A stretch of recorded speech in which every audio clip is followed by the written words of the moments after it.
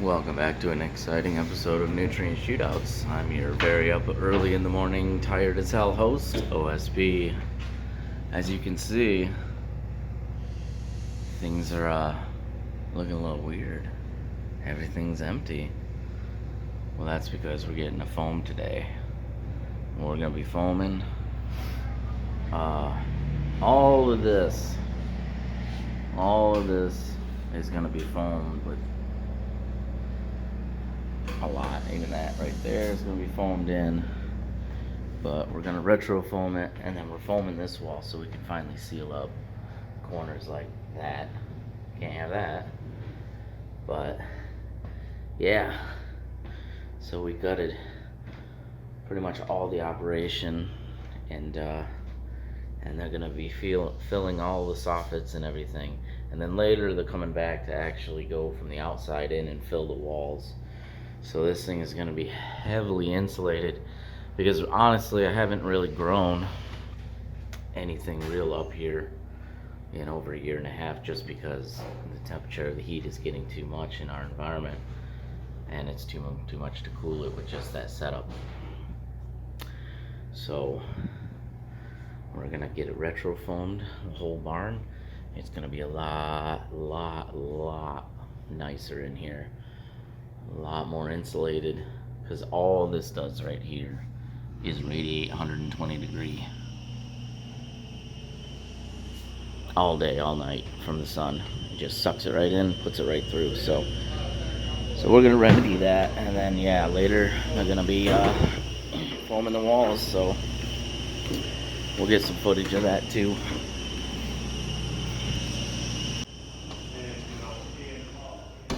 Quick little shot. The last 6-way shootout. Well, the last floor flex grow. It's a little dirty. We're gonna get all this foamed. So when they come back, yeah, they're gonna be foaming and filling the walls up, filling this back firewall up, which this is almost 10 inches to the back of the barn. So thermally speaking, it's not much of an issue, but preventing bugs or other cross airflow from getting through. So it'll be one big cohesive wall around this barn of just foam, top to bottom, left to right, and it'll finally be it was actually pretty well environmentally controlled, obviously here, being that this is like an inner room. It doesn't have that much radiated heat, but it's going to be a lot better, and then I can start probably getting 2 more grows out of here, and then from there I'm working on upgrading everything to LED, so the whole ducting system and whatever, it'll be in place for other purposes, maybe even CO2 evacuation down the road. So yeah, it's coming along. I've got to basically mop and bleach the floors and the walls, take out the RO system still, and just fix a couple little drywall problems and patch a few holes here and there. And then I'll work on painting the living crap out of it, and they're going to be coming from the outside to pull off the siding, poke the holes, and then fill the walls. So the walls, the windows, absolutely everything is going to be airtight. It's going to be nice, and it's going to be much cooler in this room. And you'll see the end results. We'll upload this video, and then we'll have an update on that and see some of the results when the room is shiny and painted again and basically ready for a grow. So sweet. I'll get some footage coming up here.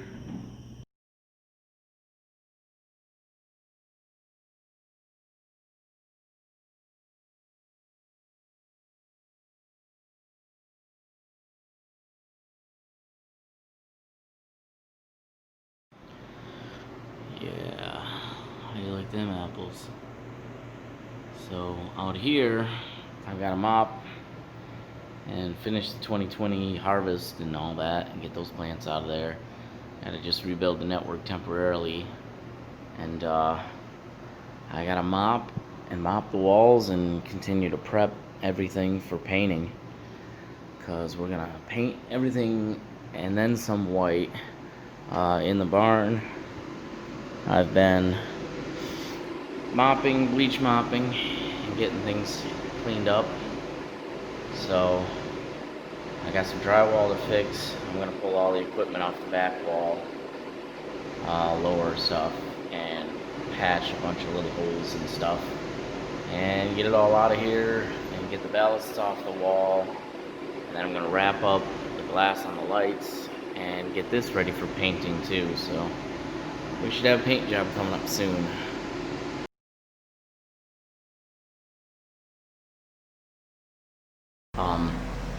Entryway, so it'll kind of take away from the look, but the door will actually open. Right now it kind of doesn't. So, but yeah, we foamed everything out here, and they're coming back on the 28th to foam the walls. So they'll do every wall all the way around, and then I've got them foaming this door after we 2x4 it and brace it and lag bolt it and the whole 9 yards. I got them to do this window and seal that up. So motion sensor, geovision cameras, and we're getting ready to paint. I've been filling holes in really bad spots like that one right there, and you know, the photography wall over here. We're gonna get some nice paint. We still have to tape some stuff up. We got the old TV, smart TV set up. No more iPads, no more Alexas. So into the 12K, I still gotta take this stuff up from the floor and move this ballast out, but we got a lot of drywalling done. We still have 2 big pieces of drywall that we gotta fix right there. That's our big issue. And they're gonna be foaming the back. This back piece of drywall, the drywallers were doing good when this was built, and then they got kind of lazy, and this is like 9 inches from the back, so it's a lot of foam to fill. But this will be foamed all the way up, and it'll match right up to the foam that they have upstairs, which we'll show in a second. So for now, we're just dumping air out, and upstairs we're pulling filtered air in. Still gotta pull down carbon filters, or at least wrap them in plastic. I'm gonna pull them down because I gotta actually clean them and reset them. So, but everything's looking good. We're making good progress. We should have everything done by like the 4th and the 5th, and then they'll be out on the 8th, or on the, sorry, they're on the 28th, and then yeah, by the 4th or 5th, this should be done from painting. We're gonna put new 2x4s across here, get rid of the drywall, all this drywall, and paint it all white, everything but the glass. So this will be nice and super duper white. We're gonna fix a little bit of issues there, and that's it. She's gonna be real nice. So I gotta see what time it is. I got a video about to premiere, but heading on upstairs. And yeah, it's a night and day difference. Even now where it's like overcasty outside, it would be like 90, 95 in here. This was just straight plywood, and it just radiated like 120 degree heat. So upstairs, we actually got, since this is a grow room, we got them to do the inner wall here.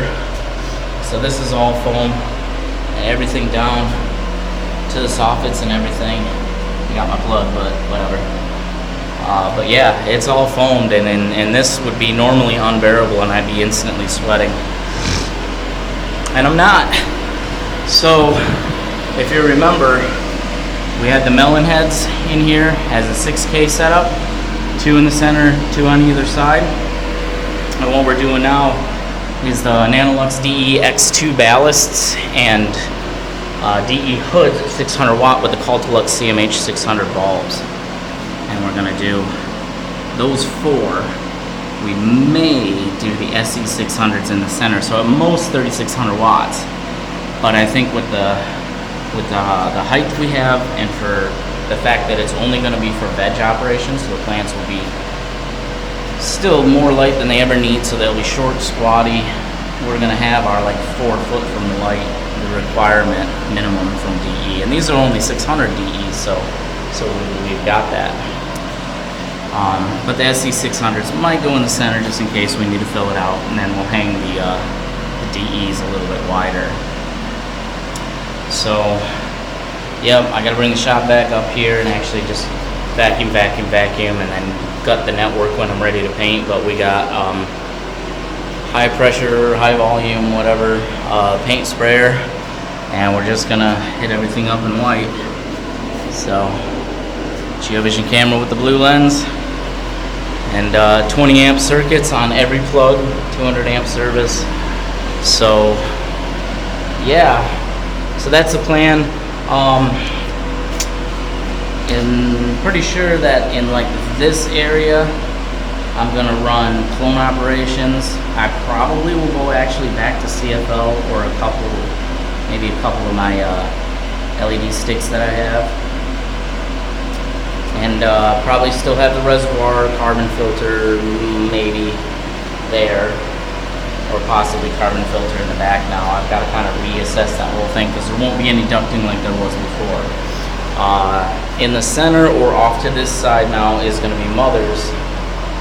So we'll have a mother, we'll have our veg again, and then we'll have our clones and a lot more open space. Not going to run a studio because we're going to dedicate the front space to photography and to the studio, nutrients, other technology, and the one Vivosun 10 right there. So, but we still have 220, we still have 110, so we can do lots of experiments out here and continue to do a lot of nutrient shootout work. So, for now, yeah, we'll be running at least the next 2 grows. Yeah, I missed a few spots. We'll be running the next, we're gonna get this door like 2x4 or even possibly 4x4'd up and sealed and then foamed when they come back on the 28th. But for now, we're gonna stick to the HPS lights and get probably 2 more grows out of this room, and then all this is coming down, put up for sale, and we're replacing it with probably Hortilux ES700s, but I am really liking so far what I'm seeing with the 650s from HLG. So RO systems need to be cleaned and flipped and all that. That's going to be after the 9th when we actually start seriously focusing on getting a grow going back again. So for now, tonight we're taking cuttings and I'll have videos on that. But yeah, retro foam in Michigan, and it's at least 3 inches pretty much everywhere, and it does not radiate any. Alrighty. Well, this is a little bit of the after effect. I gotta untape a few things and clean up a few cables, but we got one big airtight foamed up, the network is down barn. So today I get to do some mopping and some cleaning and some basic setup and get some basic stuff figured out. Clean up my hooks, find my hooks and clean up my hooks. There's a hook right there. So yeah, I'm thinking actually in here, because remember I said I had the 6 melon heads, cool tube melon heads, a 6K setup, and I really don't need that. I'm actually thinking about splitting some cabling to extend the Nanolux DE-X2, so just 2400 watts with those DE hoods just floating, you know, high in this area, and just 4 of them. So basically it'd only be 2400 watts with the Cultilux 600 watt CMHs for the bulbs. So 4 600 watt CMH bulbs in this area for veg. So, and then mothers, I could do the 10K bulbs, or just the regular metal halide 600s with the 2 SE 600s from Hortilux in this spot, and then, you know, have CFL or something for cloning. But we had our studio here, and we had like our nutrients and everything and just storage back here, but I could open up all this space for veg clone mother ops and basically keep everything out here for perpetual growing. And since I don't do as much photography in general, I can shift more to videography, and then the front of the barn will become mainly like the she shed and the man cave, and you know, have all this 220 shit set up for light testing and what have you. But so yeah, that's it. It's all foamed. It's cool as hell in here. And we were getting 120 degrees right off of the wood. There was no insulation, so it was pretty much unable to grow. But now we're doing good, so now I gotta just look over all my equipment and see what grows, see what I can get out for 2 more grows, and at least 2 more grows, and then I'm trying to upgrade pretty much everything to LED. So I'm gonna work on this. I'm gonna start getting things going. See ya.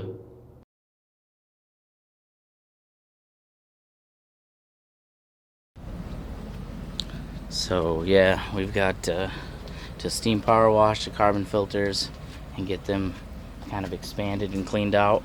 We've got all the melon heads right here, and all the racks, some LEDs, paint, tables.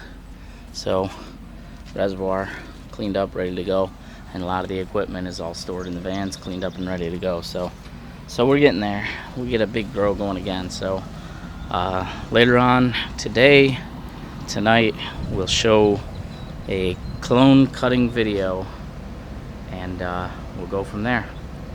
So check out nutrientshootouts.com for more updates, and always check out my Instagram for daily posts. Thanks. Bye.